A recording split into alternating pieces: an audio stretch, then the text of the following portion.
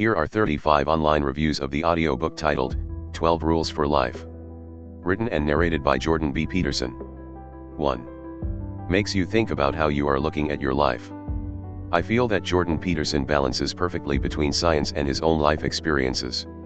It's like a good late-night talk with a really smart person. The type that when you go to sleep you would like to re-evaluate how you are living your life. But you are happy that this talk happened. 2. Disappointing. I'm fascinated by Dr. Peterson's agility in real-time interactions in many YouTube postings. However, this book makes it apparent that he's best able to cast his impressive intellect to the nature of very specific questions within the rigors of other created time spans. I mean, he's impressive when on the clock. In this book he isn't. Rather, he has time to digress, and his digressions become meanderings that kept making me murmur, "Get to the point, please." 3. A must-read for many, if not all, North Americans. Far too many here are complaining of meandering or of the biblical quotes or overtones without realizing that North America has always been religious. It's only recently that this has fallen out of favor. Even if it does not jive with your worldview, that does not mean it is useless to you. Being able to view and understand topics from other worldviews is important, and is a skill nearly everyone seems to have lost in my lifetime. I feel those who reviewed the book poorly have the most to learn from the book. If you can't get past the lobster analogy from chapter 1, you may not be as big-brained as you think, and perhaps should try listening to the book again, this time with an open mind. Just a thought. 4. A bunch of long-winded, overcomplicated babble. This book is a bunch of long-winded, overcomplicated, pseudo-intellectual babble. It is full of drawn-out and often unneeded examples and tangents. The 12 rules are actually simple and pretty good, but the writing takes these simple ideas and overcomplicates them. 5. Good insight, but extremely labored and tedious. 3 hours into this and I had to check if this was the 12 Rules for Life or some novel. It does not get to the point fast. It's probably one of the most labored book I've listened to, boringly droning on like the white noise of a distant fan. While the insights are great, it have been easily condensed 2 folds without losing any impact. 6. Highly recommended. Very encouraging and practical.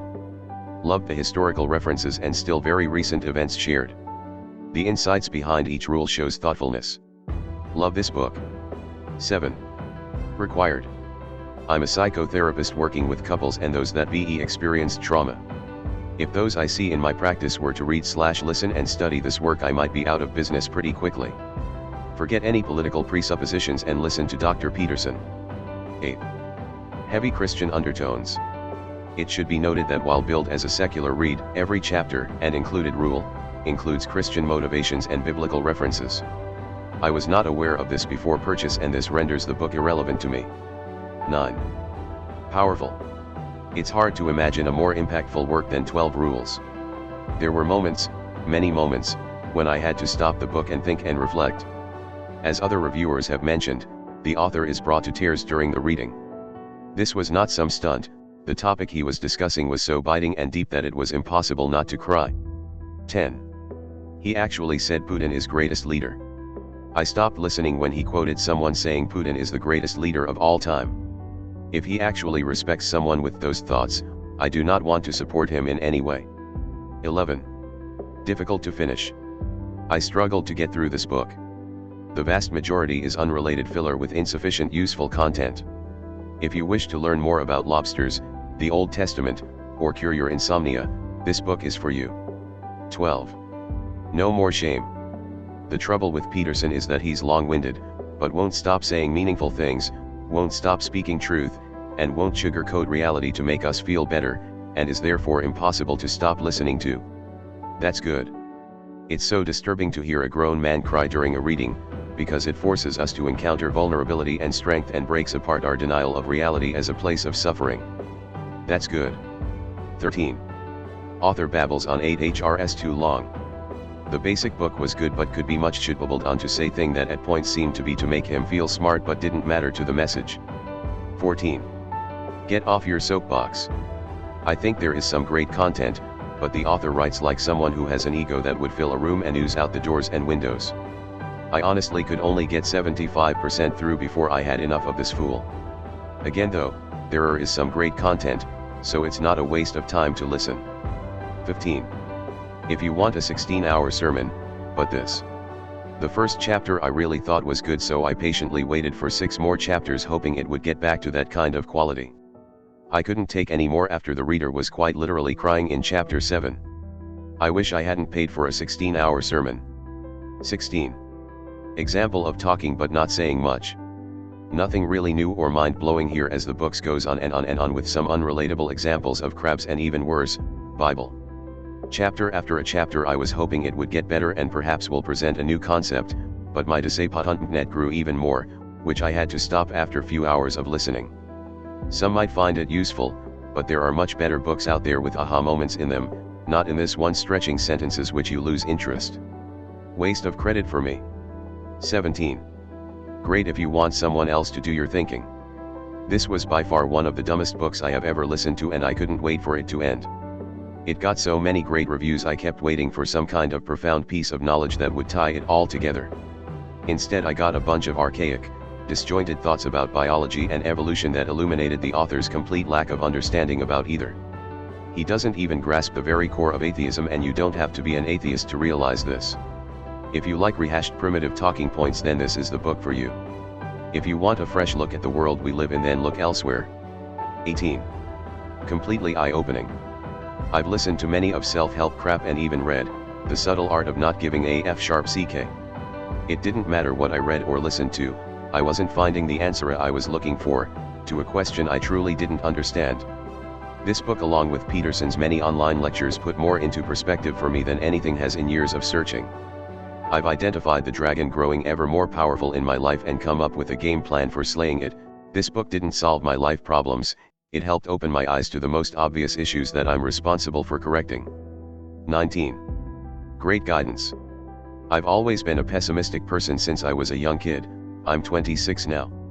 Although my family, who I rarely speak to anymore, is and raised me with religion, I am not religious.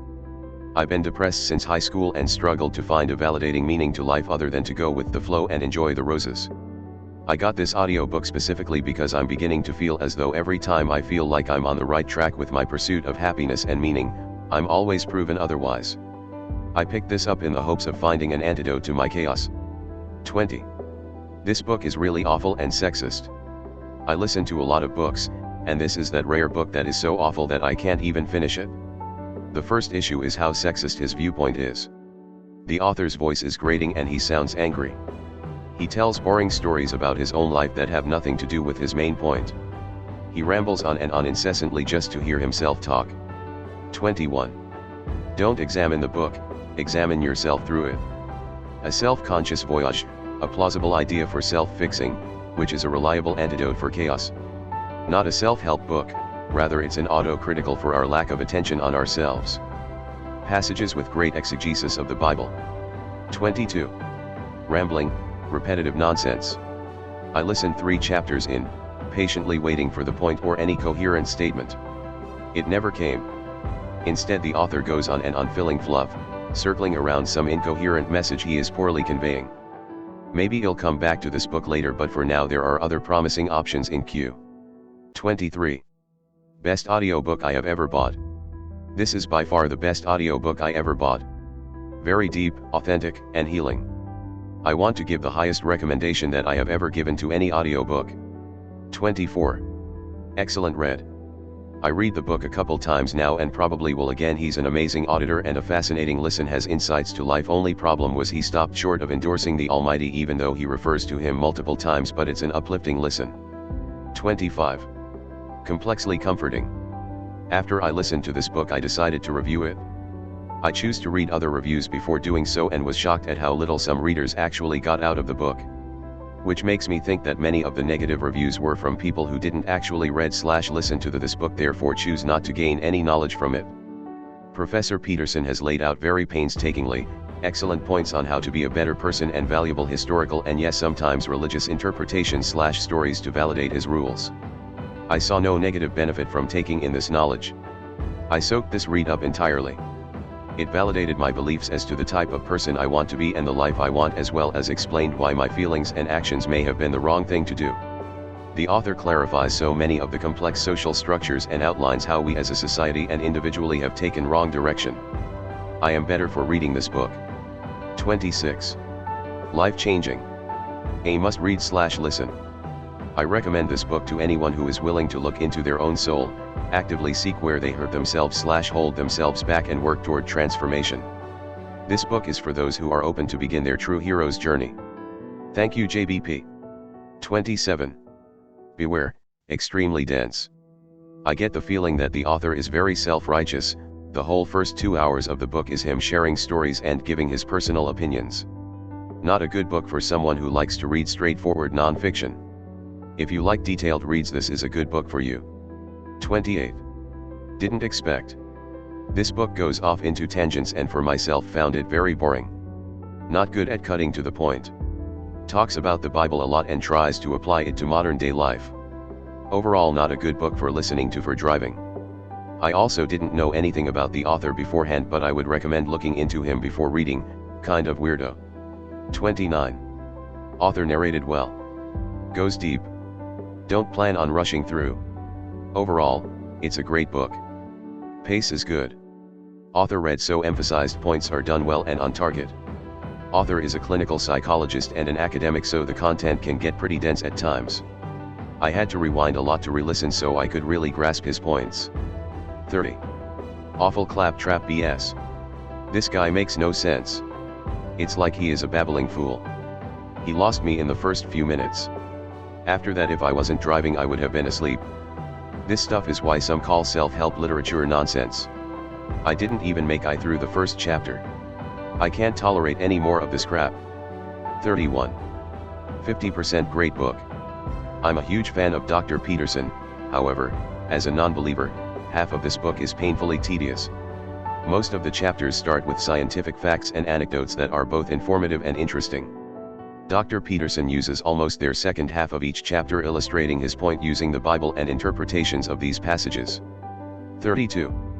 Unnecessarily verbose. After 2 hours of listening to lobster brain morphology and definition of chaos and order, I gave up. No doubt the book contains some great lessons. As I have read in other readers' comments, I don't understand why the author had to do merry-go-round to explain simple concepts. Really? Spend 15 HRS on this? 33. This is like a Bible study. I thought it was going to be a good book and I was expecting to read it, but he just kept going on about Adam and Eve and stories of the Bible and I couldn't take it anymore, so I stopped it and I'm not finishing it. Your book is bad and has nothing to do with a better life. 34. Christian-filled nonsense. Few hours in, there's a crazy amount of Christian references as if these stories are true and represent something more than just being a religion of ignorant people during an ignorant time. The book should be titled, 12 Rules for Life as a Christian. 35. Impacting. This book will change your life in the first 2 chapters. After a successful college athletic career, I stood defeated in posture and attitude for the next decade. This book awoke me to this understanding. Life began again. This time I stood straight, confident to go forth. Thank you for watching. Please, do not forget to subscribe, like and share this video. Tune in for more online audiobooks reviews.